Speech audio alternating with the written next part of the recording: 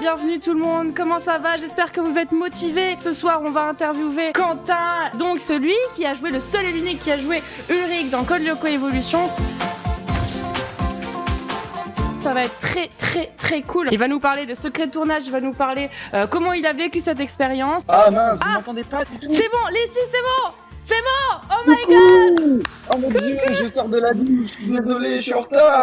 En tout cas, merci beaucoup d'être avec nous ce soir, Quentin. Mais ça me fait trop plaisir, merci à toi de m'inviter dans le Twitch Game. Bah, c'est un truc de ouf. Tu connais Moi, un peu Twitch ou? pour être honnête, les seuls trucs que j'ai vu passer sur Twitch, c'était des lives de FIFA. Premier scoop, Quentin. Regarde des lives FIFA. Ah, gros joueur de FIFA, gros joueur de FIFA. Non. Sérieux?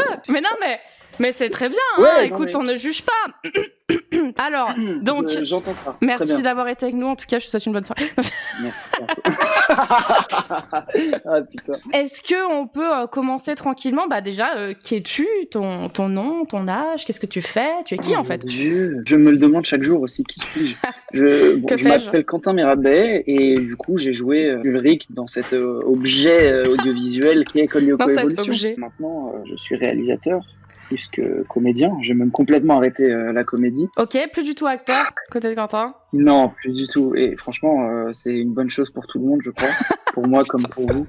Mais ouais, non, du coup, que réalisateur. Mais déjà, j'ai une première question qui est pas sur ma putain de liste. Mais 29 ans, c'est-à-dire que quand t'as joué Ulrich, tu avais quel âge? Je crois que j'avais 21 ans. Un truc comme ça. Donc t'avais 21 ans quand tu jouais un mec de... Ouais, bah un lycéen du coup, non? 16 ans. Ouais, 16 ans. Ouais, ok, les Lyoko guerriers là, les fans, il a quel âge Ulrich dans la série? Parce que même l'acteur ne sait pas, donc à partir de ce moment-là, on est mal barré. Non, mais c'était super bizarre. Enfin, quand on y pense, c'est vrai que c'était un tournage marrant parce que j'étais le plus âgé. Ah ouais, j'avais de tous 21 ans. Et le plus jeune, c'était celui qui jouait Jérémy. Il s'appelle Marin. Ouais. Non, attends. Lafitte. Et il avait 12 ans. Mais t'imagines non. la diff? Attends. Ouais, déjà là, je suis outrée. Choquée. Attends, je suis choquée. Ça, j'y crois pas du tout. Il a pas 12 ans. Mais si, c'est vrai. Quoi? Si, il avait 12 ans. Il avait 12 ans. Et ça a été une masse de travail pour lui à 12 ans parce qu'on tournait sur un rythme hallucinant. Et lui qui a plein de textes un peu faussement techniques, Jérémy quoi. Et du coup, c'est vrai que c'était le pauvre. Mais je sais pas comment il a survécu. Toi, par contre, 21 ans pour jouer un mec de 15, ça, je trouve ça impressionnant. Ça, je trouve ça très... c'est peut-être pour ça que ça a moyennement marché, non? Le groupe, cette bande là, le gars qui met deux têtes à tout le monde. Enfin, même pas, en plus, je suis pas spécialement grand, je dis ça, mais... Oui, mais ça se voit. Pour le coup, là, j'avais l'impression de l'être un peu. On va venir à ma première question. Du coup, c'est comment et pourquoi tu as participé au casting, premièrement? Parce que je me souviens très bien, moi, être devant ma putain de télé et voir « Vous voulez devenir le nouvel acteur de machin ?» Et je voyais les propositions de casting. Sérieux? Bah oui. Moi, j'avoue que c'est un chemin un peu plus classique. En fait, j'avais joué dans une série pour France Télévisions, déjà une série qui s'appelait Inquisition, qui était une série médiévale. Et en fait, j'étais son novice. Donc, j'avais un petit trou ici. Non, mais c'est n'importe quoi. J'avais joué là-dedans et en fait, moi j'étais passé par une directrice de casting pour mon rôle et il y avait une autre directrice de casting sur cette série-là qui s'occupait elle que des rôles enfants, donc qui m'avait pas casté moi parce que j'étais déjà un peu vieux pour être appelé un enfant. Elle m'a rappelé un peu après et elle m'a dit bah là je fais le casting d'un dessin animé qu'on adapte en série live. Déjà, bon, sans me dire le nom, je me suis dit ah tiens, ça sent la mauvaise idée. Mais bon, ok. Et qu'est-ce que c'est du coup ce dessin animé que vous adaptez? Et elle m'a dit ça s'appelle Code Lyoko, je sais pas si tu connais. Je fais mais oh mon dieu, mais oui bien sûr que je connais. Donc et tu je me rappelle, j'ai déjà envoyé un texto. Ouais, bien sûr, mais j'étais déjà fan. J'étais fan. Ah, d'accord. Enfin, donc, tu étais fan déjà avant. Donc, ça, c'est bien. Ça, c'est bon à savoir pour, je pense, les fans. Ouais. C'est que tu connaissais et tout, que t'as pas débarqué en mode je découvre le dessin animé avec Code Lyoko Evolution, ce qui serait quand même dommage. Ouais, non, carrément pas. Franchement, et c'était le cas de tous les comédiens qui étaient sur le tournage. Tout le monde connaissait Code Lyoko, franchement, de base. Sincèrement. Personne n'a eu à se documenter dessus ou quoi que ce soit. Bon, on s'est regardé toutes les saisons, histoire d'eux, mais du coup, j'ai passé le casting et voilà. Mais c'est un chemin un peu plus classique, ouais. Du coup, c'est passé par mon agent, machin, un truc un peu plus. Mais que ton agent, donc, tu voulais faire acteur, tu t'es tourné vers une agence de jeunes talents. Même avant Code Lyoko, du coup, avec la série que t'as faite, enfin l'autre projet. Comment j'ai commencé comédien, du coup. Et pourquoi? Surtout que c'était ton goal. C'est une sacrée histoire. Voilà. Alors, on veut tout savoir. C'est l'histoire la plus improbable. Je vais passer pour un mytho. c'est sûr. Ah là là là là, ok, vas-y, raconte. Si tu vas passer Ah pour là un là. mytho, c'est que c'est un peu croustillant, pardon, on veut savoir. Mais en vrai, j'étais pas du tout destiné à être comédien. D'ailleurs, je connaissais rien à ce cercle-là. Parce que j'ai pas grandi à Paris. J'ai grandi à la campagne, dans un village de 1000 habitants, à 1 heure de Paris. C'est un truc qui semble impossible, tu vois, d'être comédien ou d'être réalisateur. Ça te Ouais. semble abstrait. Et j'ai pas une famille d'artistes, donc j'ai pas eu cette éducation où, bon, bah, tu peux faire ce que tu veux dans la vie, machin, tout est possible. D'accord. À 18 ans ou 17 ans, un truc comme ça, je vais prendre un avion pour rejoindre mon ex de l'époque en Espagne, qui était en vacances. Je la rejoignais là-bas. Et en fait, au décollage, il y a un des réacteurs qui prend feu. Ta gueule. Une dinguerie. Mais non. Mais ici, Mais non. truc de ouf. Si, je te jure, il y a des articles sur Internet, tu peux le retrouver. C'était à Orly, un vol Vueling, truc low Mais cost. pardon, what? Ça s'est vu. Non, mais je te jure, une dinguerie. Il roulait l'avion. Il avait pas encore décollé vraiment quand le réacteur a pris feu. Mais du coup, il a freiné, machin. L'alarme se déclenche. Il y a toutes les hôtesses de l'air qui sont en pleurs et qui courent partout et tout. Ah bah c'est sympa pour des gens qui sont censés te montrer comment rester calme. Mais c'est clair, mais c'était dingue. Je me suis dit, wesh, mais qu'est-ce que c'est que cette histoire? Moi, j'avais mes écouteurs et je ne captais rien à ce qui se passait. Et en fait, du coup, les portes s'ouvrent, le toboggan se gonfle et du coup, on se fait évacuer comme ça, dans la panique, à prendre les toboggans et tout. Oh putain. Truc de ouf, au milieu du tarmac. Suite à ça, en fait, en re-rentrant dans l'aéroport, il y avait de la presse, BFM TV. À l'époque, c'était iTélé, je crois. Et en fait, je me suis fait interviewer par iTélé. Mais non. Et en fait, tu sais, il y a ton nom décrit ouais. Non, mais si tu me dis que c'est à partir de là où t'as été genre repéré. Mais non. Ah là là, mais oui. Tu l'as bien senti. Mais truc de ouf. Mais c'est rageant. mais je sais pas ce qui s'est passé. Et du coup, j'ai reçu un message sur Facebook en mode tiens, ce serait marrant que tu passes un casting pour ce film. Et au final, c'était mon premier long métrage. Et voilà, ça s'appelait La Lisière, truc de ouf, 15 jours de tournage, tout petit rôle. Mais ça m'a lancé et suite à ça, j'ai eu mon agent. Et elle me dit, bah tu sais quoi, je te teste, je t'envoie sur un casting. Et c'était Inquisitio pour France 2. Et je l'ai. Truc de ouf. Grosse chance, mais en même temps, je comprends. Enfin, chance dans le sens où c'est pas un talent sorti de nulle part ou un truc. J'ai pas spécialement de talent pour ça. Je pense même être assez limité comme comédien. Nous, je pense qu'on pense que tu te sous-estimes de ouf par contre, hein, parce que vraiment, depuis le début, tu dis que c'est peut-être mieux que tu t'es arrêté et tout, mais en vrai, vraiment pas la pire chose. En vrai, au-delà d'avoir commencé comédien, d'avoir commencé ouais, à jouer dans des trucs, au-delà de ça, ça m'a permis d'arriver à Paris et de découvrir en fait que tout était possible, quoi. C'est ce genre de story un peu à l'américaine, machin. Enfin, non, mais je comprends. Sans aucune prétention, parce que j'ai pas pété, je suis pas devenu une star de ouf. Mais, non, mais ça a bouleversé ta vie. Ça a ouvert mon... Ouais. Franchement, ça a ouvert mon champ des possibles. C'est un truc de ouf. Si tu n'avais pas eu cet accident, ta vie, ça serait complètement différent. C'est pas du tout. Ouais. Alors voilà, par contre, ne prenez pas ce conseil les viewers. Hein. Ne traînez pas là où il y a les accidents, parce que du coup, en espérant qu'il y ait des journalistes, ne le faites pas, parce que c'est pas là. Du coup, ouais, c'est pas le monde. Au final. On est d'accord que le soi-disant casting national, machin et tout, c'était du n'importe quoi. Non, c'était pas de la bullshit. C'était trop pas de la bullshit. Non, vraiment. Et franchement, ça fait quelques années maintenant que j'essaie d'être le plus sincère possible par rapport à... Bah t'as raison. Bien sûr. Au projet, à la prod, à comment c'était organisé. Et sincèrement, c'était pas de la bullshit. D'ailleurs, la comédienne qui faisait Aelita, elle a été castée comme ça. Ah ouais? Ouais, elle a été castée en mode sauvage. Et Mélanie, du coup, c'est aussi elle était déjà actrice et c'est comme toi ou c'est plutôt comme l'actrice d'Aelita, du coup? Ouais, elle était déjà comédienne, elle. Franchement, c'était même un enfant comédien. Ah ouais? Ce genre de truc-là. Elle tournait depuis, je sais pas, peut-être c'est 8 ans, un truc comme ça. Ah ouais! Et qu'est-ce que tu faisais en parallèle des tournages alors? Qu'est-ce que tu faisais à l'époque? Donc 21 ans, tu faisais des études, ou tu t'étais que ça? Du coup, à 18 ans, j'étais perdu. Franchement, j'étais perdu. J'avais un bac qui me correspondait pas du tout. C'est un bac quoi? STI. Ah, ok. D'accord, ouais. C'était un bac technologique en lycée général quand même et tout, donc avec tous mes potes et tout, c'était cool. Mais du coup, j'avais un bac qui me correspondait pas du tout. Je savais pas quoi faire parce que je me retrouvais un peu nulle part en fait. J'avais un profil un peu autodidacte, un Ouais. peu geek et tout à l'époque. Enfin, j'apprenais Photoshop un peu tout seul. Je faisais un peu de développement web et tout. Ouais, d'accord. Sur le site du zéro, des trucs à l'ancienne et tout. Ouais, du coup, j'étais un peu perdu. Quand je me suis fait repérer pour mon premier film, ça m'a permis d'arriver à Paris. Et en fait, avec l'argent que j'ai gagné à ce moment-là, Mhm. ça m'a permis de rentrer dans une école de graphisme. Ok. Et c'était un peu mon rêve. Et du coup, j'étais trop content. Ouais, ça a tellement ouvert mon champ des possibles. Du coup, j'ai fait des études de direction artistique. Oh là là. Ok. Pendant Trop 3 ans, intéressant. en parallèle des tournages. Mais c'était les tournages qui me faisaient gagner ma vie, quoi. Franchement, j'étais complètement autonome grâce à ça. C'était un truc Donc en parallèle de Code tellement de Lyoko, chance. les études de direction J'avais artistique, alors, c'est ça?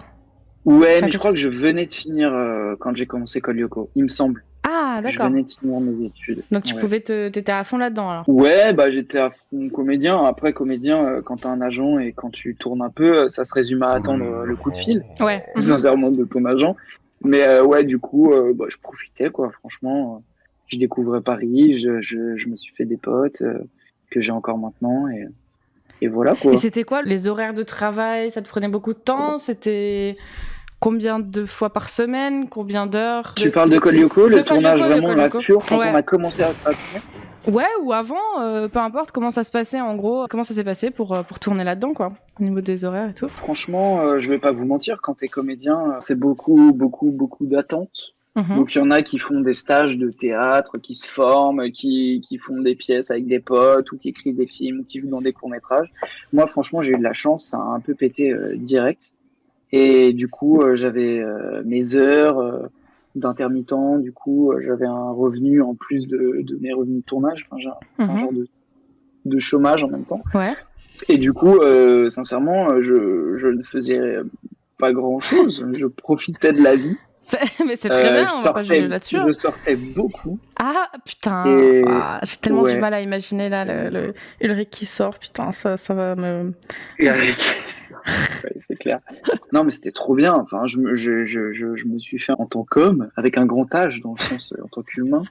Un peu, je me suis, ouais, parce que j'étais à la campagne, je vivais chez mes parents, j'avais une vie Ouais. sociale très limitée. Et en fait, je rencontrais plein de monde, donc c'était vraiment un kiff. Je me suis vraiment découvert. Et du coup, quand il y a eu ce casting de Kolyoko et que c'était parti, Kolyoko, ça s'est tourné à Angoulême pendant 2 mois. C'était pendant les vacances scolaires, Attends, 2 vu mois? qu'on tournait dans un lycée. Ouais, Tous, 2 mois. toute la série, c'est 2 mois? Ouais, très très tendu. 2 mois tous les jours, bon, C'est sauf les hyper week-ends. court. Non, non, t'as raison, c'était un rythme qui peut s'apparenter à un tournage de Plus belle la vie ou pour faire un truc un peu plus actuel, il y a Scam. Oui, Je sais ouais, pas ouais. si tu Mhm. vois sur France TV Slash. C'est très très dense les tournages. Je crois même qu'ils tournent 2 saisons par session de tournage. C'est des ouf. Ah ouais, Les putain. comédiens et les équipes techniques, franchement, mes respects à eux. Et vos C'est journées, clair. Non, mais c'était donc du 8h, 7h. bah ouais, du coup, on arrivait à 7h, je me faisais lisser les cheveux. Aelita se faisait poser sa perruque toute claquée.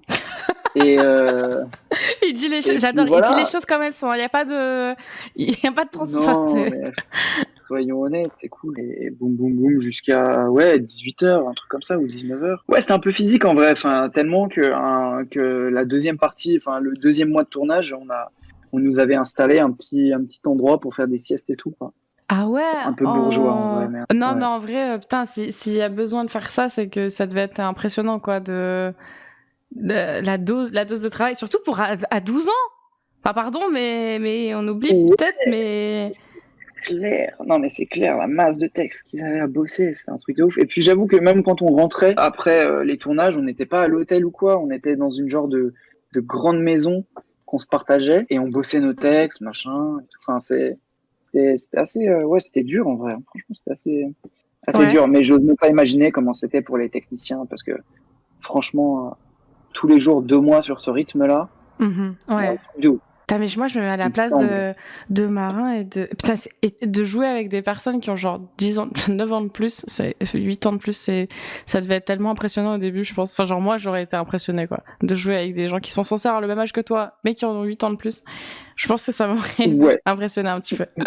c'était pas évident pour moi, franchement. C'est Ouais. super dur. Du coup, j'avais une question, mais je pense que tu y as répondu un petit peu. Tu as fait le casting uniquement pour Ulrich ou d'autres personnages. Donc, je pense que du coup, Non, c'était. j'ai pas répondu.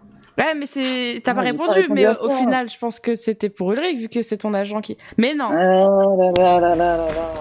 Amazing. J'ai passé le casting pour William à la base. Ah là là. J'ai passé le casting pour William, ouais. Je suis sous choc parce que je trouve que le personnage de William, enfin l'acteur va trop bien en perso et je pense que toi tu vas beaucoup mieux à Ulrich, donc je me serais jamais dit que t'avais. Je suis grave d'accord. Putain, Je donc suis t'as complètement fait d'accord. William au départ et pourquoi ça s'est Ouais, pas fait au mais final pour tout te dire, j'ai passé le casting pour William. Je l'ai passé, je pense, 4-5 fois pour le rôle de William, jusqu'à l'avoir. Mais Jusqu'à avoir le rôle de quoi? William. Mais alors comment? Ouais, ça a été une décision après de producteur, en fait, de me passer sur Ulrich. Ils auraient pu complètement, du coup, me virer Bah oui, après oui, bien coup sûr. et quelqu'un d'autre pour Ulrich, quelqu'un d'autre pour Ouais, William, grave. je ne sais quoi. Mais en fait, je suis trop content qu'il voulait bosser avec moi comme ça et qu'au final, il m'ait t'est filé gardé le pour. rôle de Ulrich. Putain, Mais mais ouais, c'est ouf. franchement, j'ai même été pris pour William. C'est une dinguerie. J'ai passé des castings que pour William. Non, mais Et ça a été à la fin des castings que ça a switché, quoi. Truc Sérieusement. de ouf. Donc t'as même pas fait de casting pour le personnage qui va te suivre pendant genre jusqu'à là vu qu'on t'en parle encore aujourd'hui quoi, c'est vraiment. Tu m'étonnes, non, c'est clair. D'accord, ok. Une question dans le chat, c'est quel est ton épisode préféré de Code Lyoko Evolution? Est-ce que t'as un souvenir d'un épisode que t'as vraiment kiffé ou en tout cas qui te plaît le plus? Bah, le truc qui me vient en tête, c'est une anecdote. C'est pas du tout mon épisode préféré. J'ai 2 scènes que je trouve scandaleuses personnellement, et du coup, c'est forcément les épisodes qui me viennent un peu à l'esprit. Ouais. Même si en fait, dans chaque épisode, il y a des trucs un peu scandaleux. C'est rigolo. Moi, je pense déjà à la scène où je fais du karaté. Enfin, à la base, il fait du pencaxilat, tu vois, mais c'est du karaté parce que c'est un truc scolaire, donc le pencaxilat, c'est peut-être un peu trop pointu pour un tournoi scolaire. Mais j'avoue, le karaté, moi, c'était bien ridicule. Il y a pas un moment hyper tendu là avec toi et Mélanie ou je sais pas quoi, un truc un peu en mode est-ce qu'ils vont s'embrasser ou pas? C'est pas ça? Ouh, mais ça, je crois que c'est épisode 1, il me semble, quand je suis un peu au-dessus d'elle et qu'il y a le pire, le plan le plus crado de l'humanité. Punaise. Ouais. Punaise. C'est vraiment, j'ai pas beaucoup de souvenirs, mais j'ai l'impression que c'est ça. Mais c'est incroyable. Je parlerai si je veux. Et pourquoi ce moment, c'est cette scène d'anthologie? En fait, c'est parce qu'en fait, j'étais tellement nul. En fait, déjà, je ne sais pas danser, j'ai pas de rythme. Mon corps, je ne sais pas le maîtriser, ce qui est un peu relou quand tu essaies d'être comédien. Et en fait, du coup, j'étais tellement nul au karaté qu'ils ont pris un des figurants et ils lui ont dit bon, tu seras sa doublure, frérot. Mais parce arrête. que il n'arrive pas à avoir un petit jeu de jambes pour faire style, machin. Moi, je suis un bâton. Je faisais. Tu vois, ce n'était pas crédible. Vraiment. C'est fou. En vrai, si je devais donner un épisode préféré, c'est l'épisode. Je crois que c'est cet épisode-là finalement, parce qu'en fait, c'est dans cet épisode, je crois, où je vais voir Jim. Ouais. Le prof. Il est dans sa loge en train de regarder un documentaire animalier un peu cliché en mode Arte. Je toque au début de l'épisode pour lui dire je peux pas participer à la compétition et tout. Il y a des amis qui comptent sur moi et tout. Ouais. Du coup, il me dit non, c'est mort, machin. Et du coup, à la fin de l'épisode. Je vais le revoir en lui disant merci ou je sais pas quoi, et il me file le trophée, je crois, et je lui dis non, gardez-le. Et je sais pas, je me suis dit cette scène elle est trop mignonne et tout, il a un petit moment d'émotion tout seul avec son trophée, et ça m'a fait, je sais pas, tu vois, enfin c'est bête, mais je dis c'est cool que les personnages comme ça qui sont purement dans la comédie, ils ont des petits moments comme ça un peu mignons. En plus l'acteur qui joue Jim pour le coup, il est grave cool, je trouve, perso. Ah ouais, bah non, je sens qu'il y a beaucoup de viewers qui le kiffent, en tout cas en tant que perso. Donc franchement, c'est vrai qu'il inspire un peu la gentillesse, tout ça, donc il est très cool. Mais du coup, on va passer à la question qui fâche, à la question, the question for people who don't speak the fucking French. D'après toi, pourquoi cette saison a pu être considéré comme un flop pour certains, et je mets certains en gras souligné, puisque pour moi j'ai kiffé, ok? Moi j'ai kiffé regarder à l'époque, parce que maintenant j'ai oublié, mais j'ai kiffé regarder, d'accord? Et sinon j'en ferai pas des réacts. Donc je peux te laisser répondre pourquoi ça a pu être considéré comme un flop. Très bonne question. Ah là là, la liste est longue, je pense qu'il y a pas mal de choses qui vont pas. Déjà, juste pour préciser un petit truc, je trouve que flop n'est pas le mot le plus adapté, dans le sens où, pour avoir vu des chiffres passer, du coup, les diffuseurs étaient au final contents de l'audience, et ils étaient contents de l'audience, c'est tout. Mais ils étaient contents de l'audience. En tout cas, ils en ont eu pour leur argent à ce niveau-là. Ok. Ils ont été aussi contents du coup des ventes à l'international parce que franchement c'est diffusé dans plein de pays. Du coup, je disais juste que voilà, c'était peut-être que Ouais, flop, d'accord. Le c'est flop, pas ok. forcément le terme. En tout cas, hein, je trouve que les prods étaient plutôt contents par rapport à ça. Le truc, c'est que par contre, on est d'accord, nous, en ayant l'esprit critique, en le regardant, c'était un peu de la bouillie, chelou et un peu qui fait un peu mal à ton enfance, quoi. C'est vrai. Mhm. C'est vrai, ça c'est Ok. sûr. Mais il y a plein de choses qui allaient pas. Par quoi tu veux qu'on commence? Peut-être parler du fait que peut-être vous aviez pas tous de base un niveau d'acting qui était une Très grande grave. expérience, quoi. Pour remonter le problème un peu plus en amont Mhm. encore, je crois me souvenir qu'il y avait beaucoup de scripts qui étaient écrits par les scénaristes du dessin animé. Et c'est vrai que je pense que pour les dialogues, c'est un peu plus chaud. Je trouve que moi perso, j'ai un gros problème avec, depuis le début, même pendant le tournage et tout, on a eu ce gros problème-là, je trouve. Ouais. C'était vraiment les dialogues, quoi, qui faisait très dessin animé, très surjoué et tout, et qui était, je trouve, en total décalage avec le fait qu'on se retrouve là à faire du live action, quoi. Je trouve que on n'y croyait pas en le jouant, en fait. Ouais. Et ça se voit de ouf. Ça se voit de ouf quand il croit pas, c'est un truc de ouf. Je m'en rends compte maintenant que je suis réalisateur. Quand un comédien ne croit pas à ce qu'il est en train de dire, ou à une vanne qu'il est en train de faire, ça Ouais. se sent, Il a mais beau à faire au mieux, 1000 ça se verra qu'il n'y croit pas. Ouais, ok. Donc il y avait ça, il y avait un peu le jeu des acteurs, premièrement. Cette fameuse perruque également, dont Ouais. on va devoir parler. Ah mais oui, rassurez-vous, hein, enfin, je veux dire rassurez-vous ou inquiétez-vous parce que la perruque était horrible, mais c'est pas sa vraie nature de cheveux. Elle a les cheveux beaucoup plus fins et beaucoup plus jolis que ça en vrai. Mais Franchement, pourquoi ne heureusement que pas c'est pas s'être une teindre les peinture, quoi. cheveux, au final? Mais je crois que c'était un peu, bah tu vois, peut-être qu'en fait j'ai un doute, peut-être qu'elle avait 17 ans. Parce que je crois qu'il y avait tout un truc légal où c'était compliqué de décolorer les cheveux d'une mineure, tu vois, pour un tournage. Il me semble que c'était la problématique. En vrai, les teintures roses, il y en a qui marchent trop bien. D'ailleurs, j'ai vu des cosplays qui étaient 1000 fois mieux que Aelita dans Code de Coévolution. Pauvre Enfin, putain. c'est un truc. Non, mais Non, non, mais la pauvre de c'était devoir s'être tapée. Parce que des perruques jolies, il y en a des perruques jolies roses. Il y en a. C'est il y en juste a, c'est cette vrai. wig qui est un peu compliquée, un peu trop épaisse, un peu trop Ouais, haute. je m'en rappelle, ça marchait pas au début. Déjà, pendant les répètes, ils avaient essayé de mettre un bandeau autour de ses cheveux parce que c'était tellement horrible de base qu'ils avaient mis un bandeau, mais ça allait pas trop avec son look. Enfin bref. Oh, je m'en rappelle, en plus, la pauvre, elle puait la laque en permanence. Tu sais, la laque L'Oréal Oui, oui, dorée, oui. Et là. après, qui rend bien les cheveux tout durs, là. C'est, ouais, Ouais. on connaît bien Mmh, sur le coup. Mais au moins, elle s'est pas niqué les cheveux comme toi, là, à se lisser les cheveux tous les jours.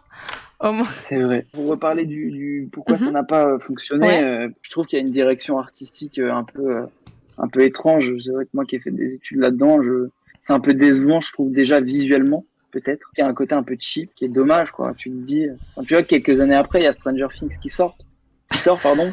Tu te dis, non, c'est con, en fait, il y avait peut-être un truc à faire, quoi. Tu penses que ça aurait Euh, pu être évité, ça, avec le budget qu'il y avait ou pas? je pense pas que le problème visuel soit dû au budget. Je parle pas du chef-op qui s'occupe de la lumière et qui est Mhm. aujourd'hui un super ami et qui bosse sur tous mes projets et qui fait des trucs en tant que réel, je veux dire, et qui fait des trucs super beaux. Donc c'est vraiment pas de sa faute. Mhm. Mais je trouve perso que la réalisation était peut-être pas compatible avec la lumière qui était faite ou avec les décors qu'il y avait. Je trouve ça un peu dommage que de manière générale en France, on n'ait pas des directeurs artistiques sur des séries qui juste veillent à ce que ce soit joli pardon, ce qu'il y ait une cohérence dans la réalisation, dans les décors, dans la lumière et tout. Et là, ça s'est senti mais de ouf. Ça s'est senti de ouf. À part le labo que je trouve sympa. Moi, le lycée, quand c'est dans les couloirs, que c'est filmé à l'épaule, que ça bouge partout, quand on est dans la forêt et tout, je trouve ça mais immonde, immonde. La bouche d'égout de la forêt qui est devenue un tank. Ah, visiblement, il y avait De ouf. un bunker. Là, c'est un bunker. Sérieusement, il faut tellement qu'on refasse du réact là-dessus, les gars. Ça va plus du tout, je m'en souviens pas, quoi. C'est un putain de bunker, sérieux. Le passage secret. Ça, c'est des contraintes de budget. C'est vrai qu'ils ont mis le passage, ils ont balancé un passage comme ça, comme un genre de gros bunker avec une trappe sur le dessus, genre on dirait le bunker de Lost, un peu. Ah oui, J'avoue, le bunker de Lost, oui. c'est grave une bonne rêve pour ça. Je me rappelle quand j'avais passé le casting et que j'avais été pris, je m'étais dit putain, faut que j'apprenne le skate. Mais ou il y a pas ça je dans sais la plus série. quoi. Enfin, Il y a pas ça dans non, Evolution. mais non, on a Mais un c'est vieux honteux. couloir, un vieux tunnel tout claqué en carton. Mais c'est honteux. Ça, je suis outrée. Ouais. c'est non. Ça, c'est peut-être une question de budget pour le coup, j'avoue. Ah, Mais tu on peux peut, pas on peut choper parler 3 un peu skates d'argent. Non, c'est pas... Oh si, mais si, pourquoi pas. Mais il y avait aussi le truc de, ils avaient une liane ou je sais pas quoi, non? Ah Il y oui, avait non, pas pour une ça, chaîne et d'accord. Ça, tout. déjà, tu sais pas bouger ton corps, on va pas te mettre sur une liane, hein, ça va être compliqué de... Ouais, tu m'étonnes. Mais j'aurais pu rappeler le gars qui m'avait Oui, doublé tu vas sur le revenir, karaté. toi. J'aurais fait frérot, viens, en fait, parfois pas. En termes de Ça aurait été, budget, ça alors, si tu veux en parler un petit peu. Ouais, il y a eu un problème un peu avant le tournage en fait. Ils avaient réussi, il me semble, à rassembler quasiment 10 millions d'euros parce que la partie 3D coûte quand même ultra cher. Il me semble qu'il y avait 6 millions d'alloués à la 3D Waouh. et 4 millions pour le tournage. Ah En sachant ouais, que la ah ouais. 3D, de toute façon, c'est assez incompressible. Tu vois, enfin, en termes de budget, tu peux pas faire trop de concessions. Mhm. Alors que nous, en prise de vue réelle, tu peux te dire, tiens, je vais payer un peu moins les comédiens ou je vais payer un peu moins le réalisateur. Et en fait, peu avant le tournage, il y a un des investisseurs qui avait mis de l'argent, qui a lâché le truc, Oh s'est barré. non, sérieux? Donc il y a eu un trou de 1 million d'euros, un truc comme ça, il me semble. Et comment ça se fait? Pourquoi? J'avoue que je sais pas. Sacré Balkany. J'avoue. C'est vrai que ouais, il s'est barré et du coup ça a mis dans la merde un peu tout le monde. Ça a été un peu la panique pour tout finir. En plus, il y avait du retard sur le tournage un peu parce que les rythmes étaient intenables. On a dû passer en 2 équipes, c'est-à-dire que sur la fin, on tournait 2 trucs en même temps quoi. Par exemple, Jérémy qui tournait dans son labo et nous en même temps, on tournait d'autres trucs. Il se mettait à barrer même des scènes du scénario genre bon bah ça en le vire, ça en le vire. Mais Trop cher, sérieux? pas le temps. Mais c'est terrible. Non, ça c'était. En plus, je suis persuadée, si ça arrivait maintenant, un truc comme ça. Vous lancez une cagnotte, tous les fans, ils vont donner 1 euro chacun. Ça va vite, ça aurait pu être comment dire, Mais grave, aider quoi, t'as trop raison. soutenu. Ouais, c'est dommage. J'avoue qu'en fait, le million d'euros qu'il a manqué derrière, il a failli le rattraper, ça leur a fait super mal et Moonscoop, ils ont coulé après. Ah ouais, après ça? Complètement. Ouais, la boîte, elle a coulé, ça s'est fait racheter, maintenant je crois par Dargo. Mais ouais, c'était compliqué hein, derrière, j'avoue, pour eux. Même si ça a bien fonctionné en termes d'audience, ça a complètement coulé, donc c'était un peu dur. Il y avait une question de Pierre Dash, si jamais je me demande si tu sais la réponse. Pourquoi ce changement de générique? Est-ce que tu sais pourquoi ils l'ont pas gardé? Ce qui est quand même C'est une générique super qui est bonne quand même question. mythique, mythique, légendaire, Cultissime. qui est culte, qui est voilà, incroyable. J'ai malheureusement pas la réponse en fait. Je ne Tu sais pas du non tout. plus? Ok, non mais... En fait, je crois me souvenir que pendant l'avant-première, quelqu'un dans le public qui a demandé ça, qui a dit pourquoi vous avez changé de générique? Et je m'en rappelle que le producteur de Moonscoop avait dit on avait envie de changer, de partir sur autre chose, sans vraie justification. Et je me rappelle qu'il avait dit moi j'aime beaucoup celui-ci. Donc une question qui avait été proposée quand j'étais en live et qu'on préparait nos petites questions. Est-ce que vous étiez tous potes du coup en même temps? C'était quoi l'ambiance en plateau? Est-ce que c'était une vraie bande de potes ou alors il y avait peut-être un peu des malaises parfois? Comment ça se passait? Franchement, il y avait une différence d'âge. Franchement, il y avait plusieurs teams un peu. Il y avait vraiment Marin et Gulliver. Donc Odd et Jérémy qui étaient super jeunes et il y avait Aïlita, William, Ulrich, moi. Et moi, il y a un truc qui m'a marqué, c'est qu'il y a une scène où je suis en classe avec Odd et il parle comme ça, machin, et tu te dis mais ouais, ça fonctionne pas du tout, c'est un truc de ouf. Déjà, je lui mets 2 têtes, il est à côté de moi avec sa petite voix. Moi, j'ai pas une voix grave de ouf, enfin j'ai même une voix plutôt aiguë aussi, donc ça va. Mais c'est super bizarre, quoi. Enfin, je lui parle, je suis baissé comme ça. Enfin, très bizarre. Tu sens la différence, quoi. Mais on s'entendait tous super bien, franchement. Mais ouais, du coup, on était tous potes, ça se passait super bien, on rigolait de ouf. La plus grosse amitié, au final, qu'il y a eu sur ce tournage, c'était vraiment Marin, donc Jérémy, et Gulliver, donc Odd. Franchement, mais c'était une dinguerie. Ils étaient tout le temps ensemble, ils étaient trop drôles, ils faisaient n'importe quoi. Ils sautaient partout, ils faisaient chier tout le monde. Enfin, c'était ouf. Est-ce que on peut se permettre de te demander, normalement oui, combien vous étiez payé ou pas? Pour tout te dire, on était payé au minimum syndical. En fait, il y a des grilles de salaire pour tous les postes. Et en fait, on était payé sur cette grille-là, qui est le minimum syndical. D'accord. C'est-à-dire que du coup, on était à 270 € par jour. Ça fait 10 800 €. D'accord, ok, d'accord. Mais viennent en plus s'ajouter à ça, du coup, l'argent qu'on a touché quand on faisait du doublage pour la partie 3D et tout ce qui est un peu rediffusion ou droit. Enfin, il y a plein de trucs après pour les intermittents, pour les spectacles. et tout. Je pense qu'au total, on a dû tous toucher plus ou moins 15 000 euros, un truc comme ça. D'accord. Et même les mineurs alors, où il y avait une différence Ouais. entre les majeurs et les mineurs. Ouais, non, ils ont touché la même chose. On était tous sur cette grille-là. D'accord. Ok. Quentin, peux-il nous parler de ses cours de direction artistique, si c'est pour le théâtre ou pour le doublage? Bah, c'était vraiment du pur graphisme, à vrai dire. C'était une école de graphisme. C'était Photoshop, Illustrator, du web aussi, After Effects, mais c'était trop intéressant. Et j'étais en alternance en plus. Du coup, en fait, l'école était gratuite pour moi.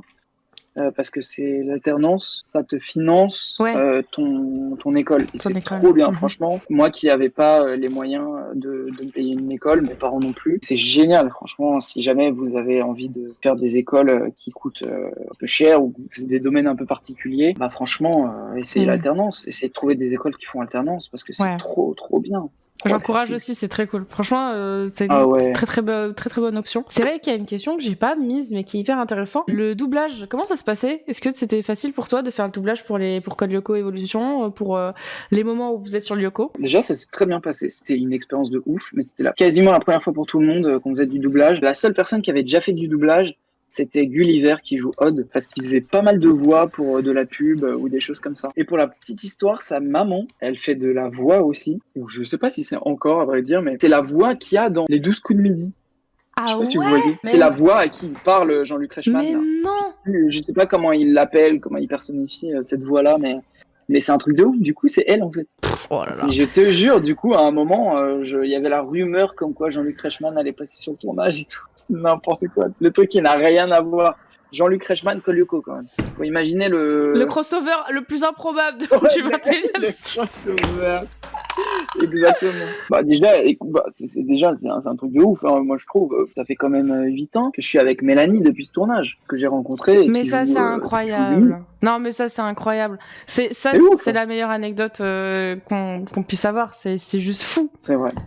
Ça fait 8 ans. Et vous êtes rencontrés là-dessus. Non, mais c'est incroyable. Ouais, grave. C'est trop bien qu'on soit rencontrés. Surtout, c'est juste incroyable que ça soit Ulrich et Yumi, quoi. C'est genre.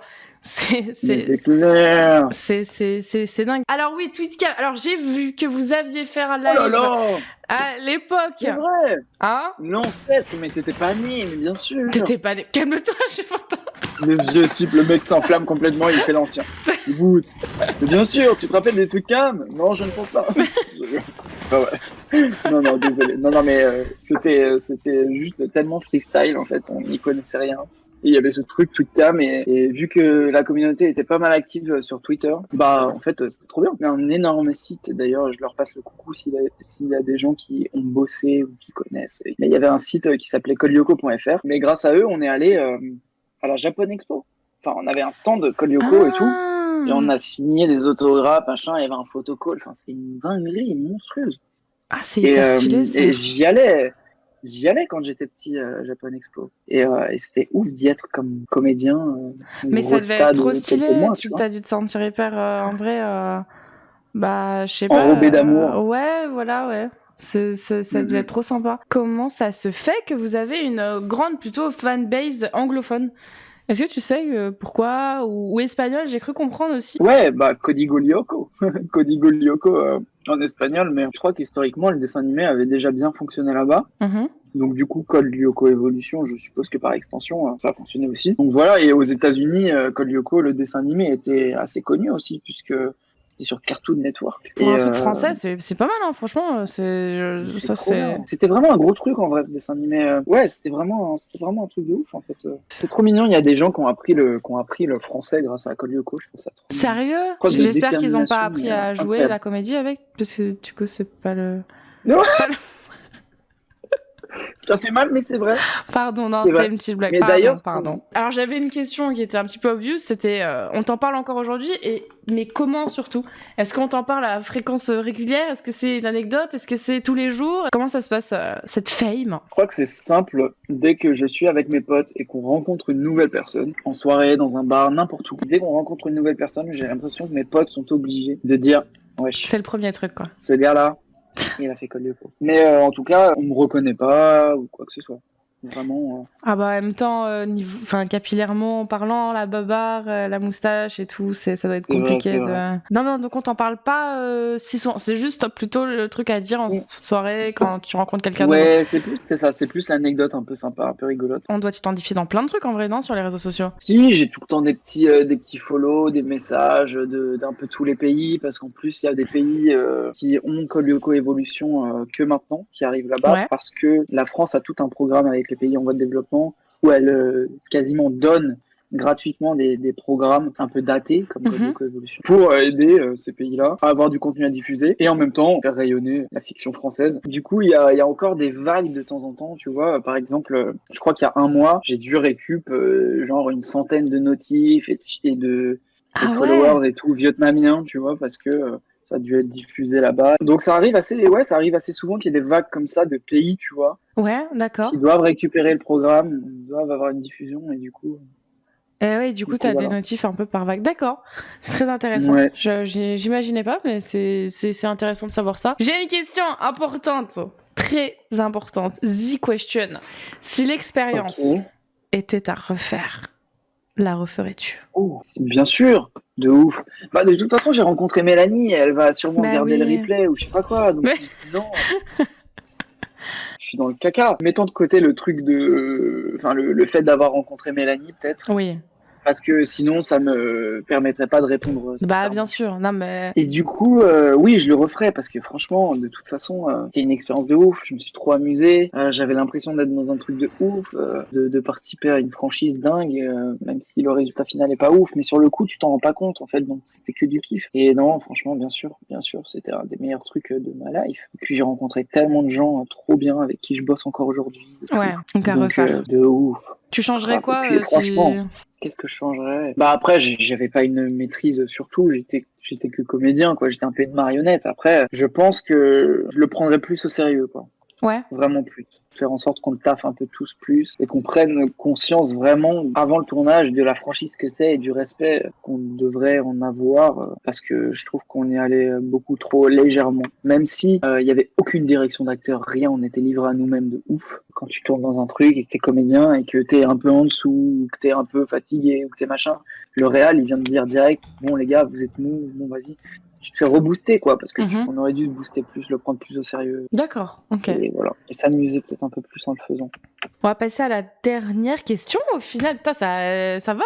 En vrai, c'est passé plutôt vite. Quels sont tes projets pour l'avenir?